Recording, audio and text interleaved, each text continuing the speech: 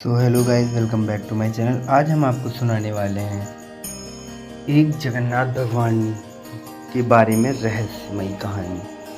हर साल इस मज़ार पर आकर रुक जाता है भगवान जगन्नाथ जी का रथ। आखिर ऐसा क्यों हुआ, आइए जानते हैं। धार्मिक मान्यता है भगवान भाव के भूखे होते हैं, वह अपने भक्त में कोई भेद नहीं करते। यह बात हर साल उड़ीसा के पुरी में आयोजित होने वाली जगन्नाथ की रथ यात्रा के दौरान देखने को मिलती है।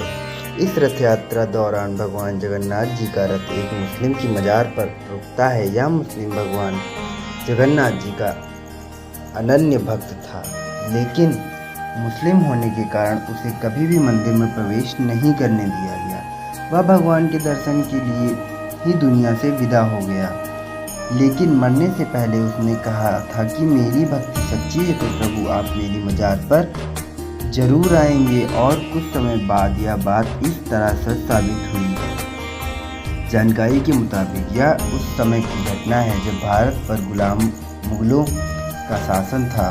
सालबेग इस्लाम धर्म को मानता था। उसकी माता हिंदू और पिता मुस्लिम थे। सालबेग मुगल सेना में भर्ती हो गया और एक बार उसके माथे पर चोट लगने के कारण बड़ा घाव हो गया। कई हकीमों और वैद्यों की इलाज के बाद भी उसका जख्म ठीक नहीं हो रहा था। ऐसे में उसे मुगल सेना से भी निकाल दिया गया। परेशान और हताश सालबेग दुखी रहने लगा। तब उसकी माता ने उसे भगवान जगन्नाथ की भक्ति करने की सलाह दी। सालबेग ने ऐसा ही किया। वह दिन रात जगन्नाथ जी की पूजा अर्चना और भक्ति करने लगा। इससे उसे मानसिक शांति और जीवन जीने की शक्ति मिलने लगी। एक बार सालबेग ने सपना देखा कि जगन्नाथ जी खुद उससे मिलने आए हैं और उसे घाव पर लगाने के लिए भभूत पूजा हवन के बाद बची हुई राख देते हैं और सालबेग सपने में ही उस भभूत को अपने माथे पर लगा लेता है। जब सालबेग की नींद खुलती है तब उसे एहसास होता है कि वह तो सपना देख रहा था, लेकिन वह इस बात पर हैरान रह जाता है कि माथे का घाव सचमुच ठीक हो चुका है। भगवान की जय जयकार करता हुआ और भावों से भरा हुआ सालबेग तुरंत जगन्नाथ जी के मंदिर की तरफ उनके दर्शन के लिए दौड़ पड़ता है, लेकिन मुस्लिम होने के कारण उसे मंदिर में प्रवेश नहीं मिलता।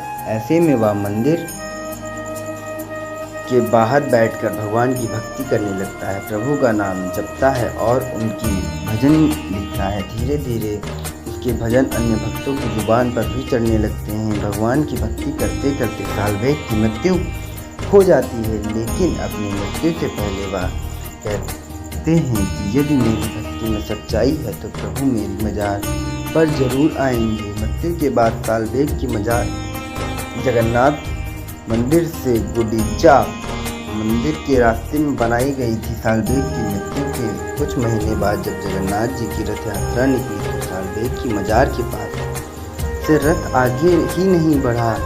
सभी भक्त रथ खींचते खींचते जोर लगाकर थक गए, लेकिन रथ इंच भर भी आगे नहीं बढ़ा। ऐसे में सभी परेशान हो गए और कुछ नहीं समझ पा रहे थे कि आखिर क्या किया जाए। तभी किसी ने राजा को सालबेग के बारे में बताया और उसकी भक्ति तथा कथन के बारे में जानकारी दी। तब राजा ने पुरोहित जी से मंत्रणा कर सभी से भक्त सालबेग की जय जयकार करने लगे।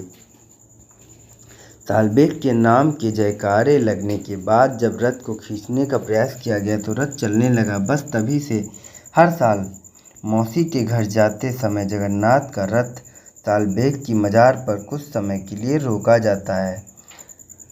जय श्री जगन्नाथ भगवान।